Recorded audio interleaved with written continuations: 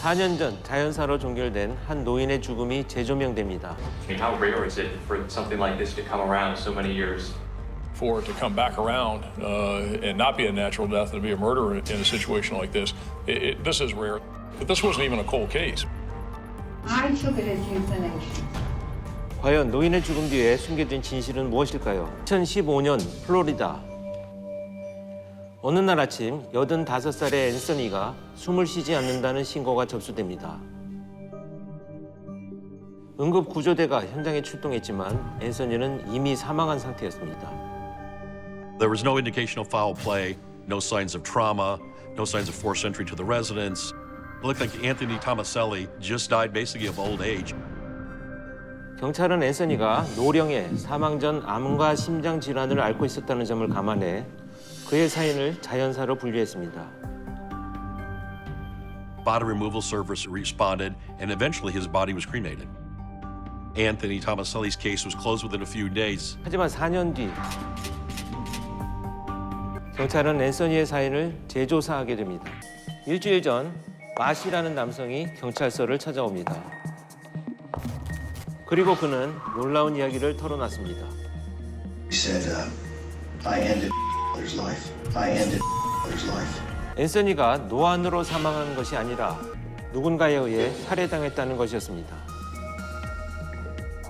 I had a good deal. Okay. 제보자 마 씨는 자신의 제보가 사실임을 입증할 증거 영상도 제시했습니다.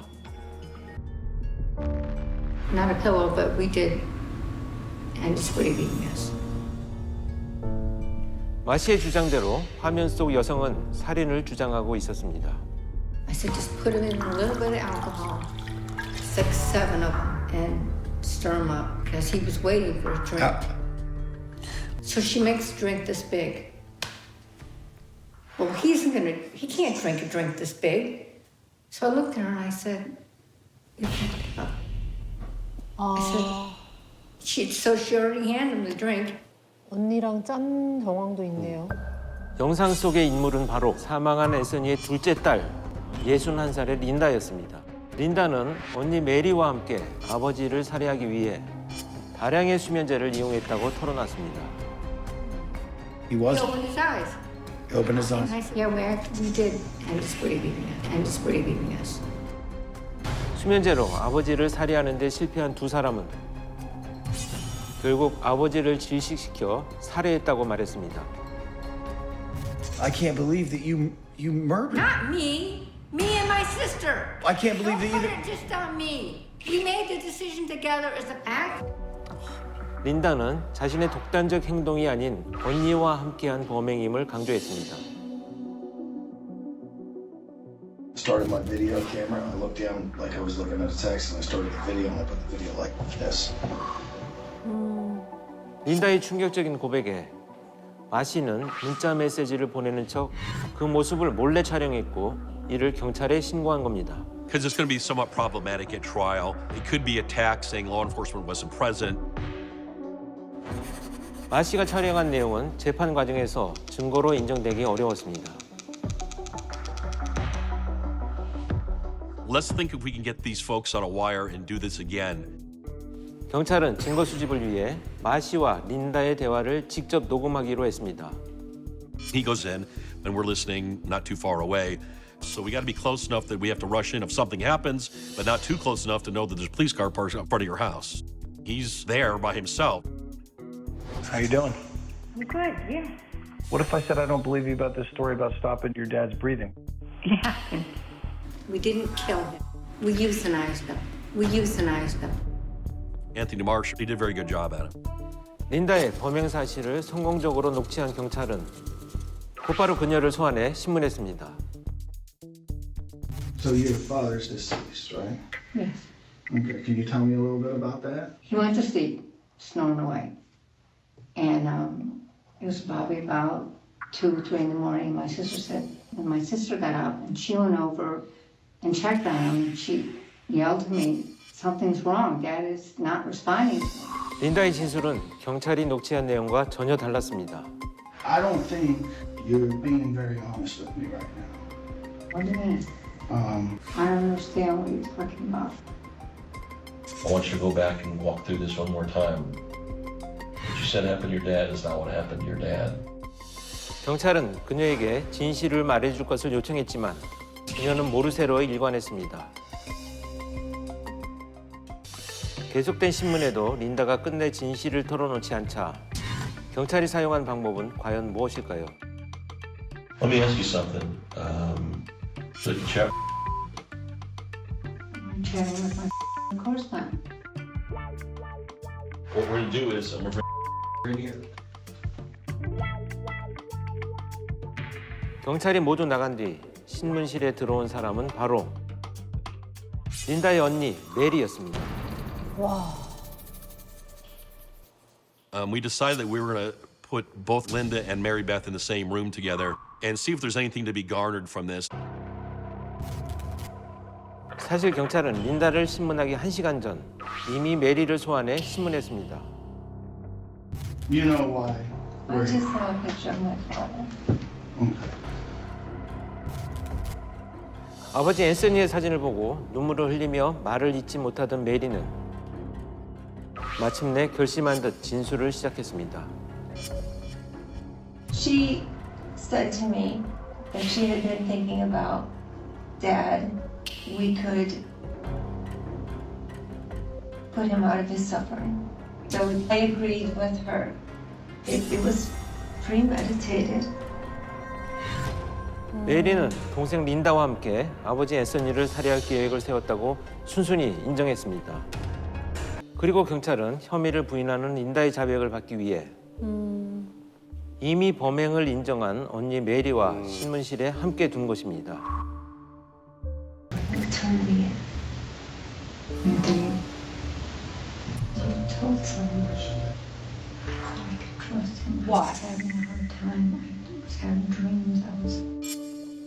신문실 안에 CCTV가 있다는 사실도 인지하지 못한 듯한 린다는 언니 메리를 만나자 자연스럽게 범행을 자백했습니다. Look at us. We're going to jail. My life is over. So is mine. I'm surprised that we're still in the same room together. 그렇게 메리와 린다 자매는 아버지 앤서니 살해 혐의로 체포됩니다. 자매는 왜 여든이 넘은 아버지를 살해한 걸까요? So I want to hear from you what happened. My father was, the dementia had set in. The dementia had set in pretty well. Almost literally weekly, he was changing. 치매를 앓고 있던 앤서니는 하루하루 상태가 악화됐고 누군가의 보살핌이 없으면 일상생활이 어려운 상태였습니다. We went ahead and we took him to the assisted living, showed it to him. He was not happy. 자매는 아픈 아버지를 요양시설로 모시려 했습니다. He balked at it. You know he didn't want to go there. Right. And he was getting very angry and very stomp his feet and he would call us, who made you the jury and the judge and to make the choice for me to. Right. 결국 세 사람은 말다툼을 벌였습니다. 그리고 그날 밤 My sister and I, we started euthanizing him. Now, we have to finish it. Have to finish. And what'd you do? She took the sleeping pills. How many? She probably put maybe 10, if I had to guess. And in about 15 minutes, his hands started shaking. He was dropping his prayers that he was saying. But I knew he didn't have enough in his system. Okay, and what'd you do? So she got a hand washcloth and she held his nose. And what'd you do? And I put that washcloth in his mouth, To block the airway. about the airway. 자매는 아버지에게 수면제를 먹여 살해를 시도했지만 실패했고 결국엔 아버지의 코와 입을 막아 질식시켜 살해했습니다. We found a pillow. There's his prayer cards. He had urinated on himself due to the suffocation. 4년 만에 밝혀진 사건의 진실. 그런데 사건 당시엔 왜 아무도 살인을 의심하지 않은 걸까요? Noticed that he was unresponsive. and started yelling and screaming, and she called 911.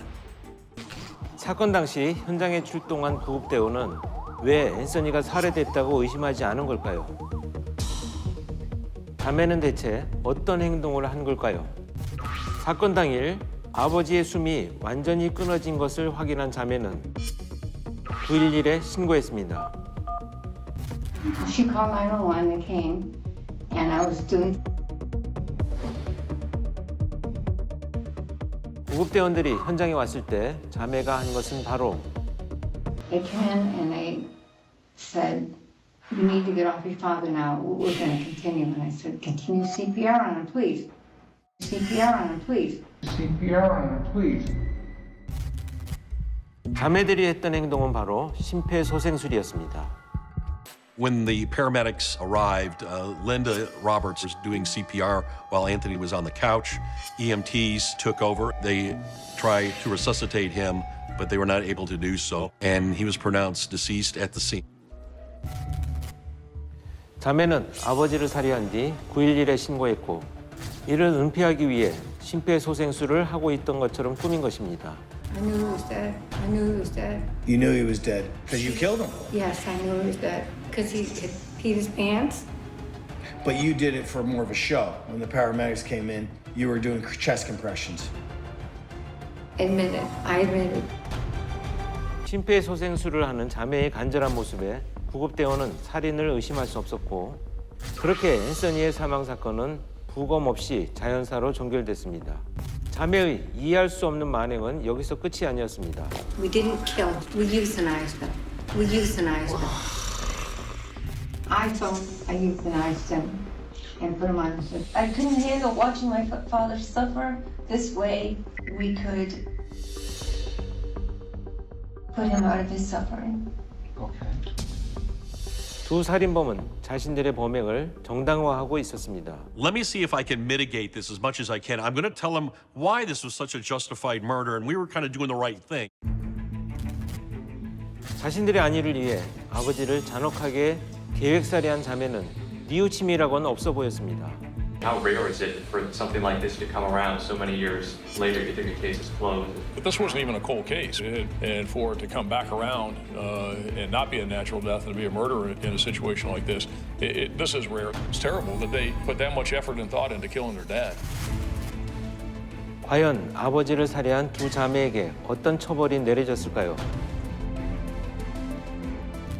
자매는 2급 살인에 대한 유죄를 인정받아 언니 메리는 징역 15년형을 선고받았고 주도적으로 살인을 계획한 동생 린다는 징역 20년형을 선고받았습니다.